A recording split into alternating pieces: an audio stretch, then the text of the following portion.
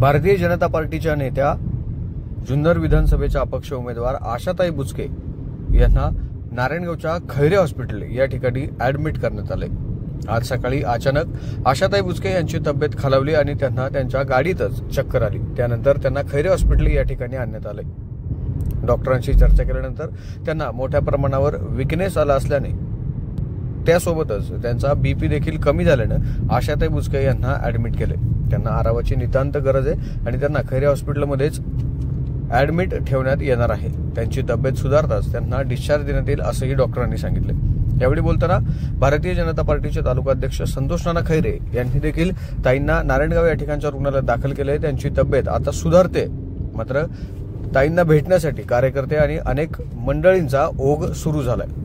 कार्यकर्त्यांना संतोष नाना खैरे यांनी आवाहन केले, कुणीही आपला बूथ सोडू नये। संध्याकाळपर्यंत 6 वाजेपर्यंत सर्वांनी मतदान करून घ्यावे व त्यानंतरच ताईंना भेटण्यासाठी यावे। ताईंची तब्येत आता सुधारते, कुणीही काळजी करू नये असं आव्हानही संतोष नाना खैरे यांनी सर्व कार्यकर्ते तसेच नागरिकांना केले।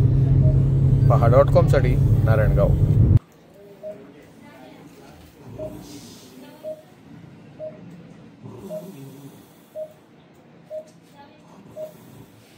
सर नमस्ते। नमस्ते। आशाताईंना आज आपल्याकडे सकाळी ऍडमिट केले, काय नेमकी आता ताईंची परिस्थिती? आले तेव्हा त्यांना चक्कर आलेली होते, चक्कर येत होती कंटिन्यू, बीपी त्यांचा बऱ्यापैकी कमी होता।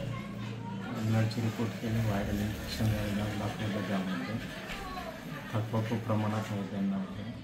सध्या ठीक आहे, त्यांना आरामाची जास्त गरज आहे। प्रकृती चांगली झाल्यानंतर त्यांना डिस्चार्ज दिला। आजच्या दिवस आपण ठेवणार। हो, थँक्यू। आशाताईंची तब्येत सकाळी अचानक खालावली अशी माहिती मिळते। ताईंना खैरे हॉस्पिटलमध्ये ॲडमिट केले, आता नेमकी काय परिस्थिती आहे ताई? होय, आपण आता खैरे हॉस्पिटलमध्येच आहे। खरं तर सकाळी माझा 7:30 वाजता फोन झाला। अत्यंत उत्साहामध्ये मला म्हटले की मी मतदान करून संपूर्ण तालुक्याचा दौरा करणारे, प्रत्येक बूथला त्या ठिकाणी भेटी देणारे। त्यांनी त्यांच्या गावामध्ये मतदान केलं आणि मतदान केल्यानंतर रस्त्याने त्यांना 2 दिवसच ते म्हणत होते की मला दम लागतोय, मला अशक्तपणा फार आहे आणि कुठंतरी मला वाटतं रस्त्याने येताना गाडीतच चक्कर येऊन पडल्या। त्याच्यानंतर मला डॉक्टर सागर शिंदेचा फोन आला, जुन्नरमध्ये आलं की असं झाले, त्यांचा बीपी पण कमी आहे, त्यांना आरामी त्यांना फिरून येऊ नका आणि त्यांना दम पण लागतोय। त्याने माझ्याकडे मी खैरे डॉक्टरांना सांगतो आणि तिथे ते MD आहेत डॉक्टर तिथे एक, आणि त्यांना तिथे जाऊन ॲडमिट करा।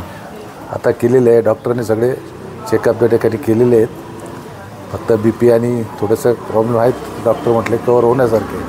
डॉक्टरने ट्रीटमेंट त्या ठिकाणी चालू केलेली आहे। आज खरं तर मतदानाचा दिवस आहे, संपूर्ण तालुक्यामध्ये त्यांना फिरायचं होतं, परंतु अचानक असं झाल्यामुळं जसं कार्यकर्त्यांना कळायला लागल्यानंतर काही कार्यकर्ते आपले बूथ सोडून इकडे। माझी सर्व कार्यकर्त्यांना विनंती आहे की ताईंची प्रकृती सुधारणार आहे, म्हणजे व्यवस्थित आहेत त्या ठिकाणी, डॉक्टरांचं ट्रीटमेंट व्यवस्थित चालू आहे।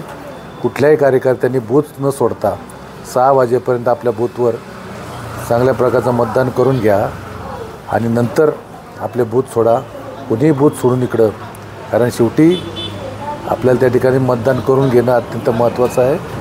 आणि माझी हीच सर्व कार्यकर्त्यांना कळकळीची विनंती आहे की आपण कुणीही बूथ न सोडता नंतर काही जर या ठिकाणी डॉक्टरांशी आपण बोललेले, डॉक्टरांनी आपल्याला सगळी माहिती या ठिकाणी सांगितलेली आहे। त्यामुळे आज परत पुन्हा कार्यकर्त्यांना म्हणे की कुणीही बूथ सोडून इकडं खैरे हॉस्पिटलला येऊ नका, आपलं मतदान त्या ठिकाणी करून घ्या।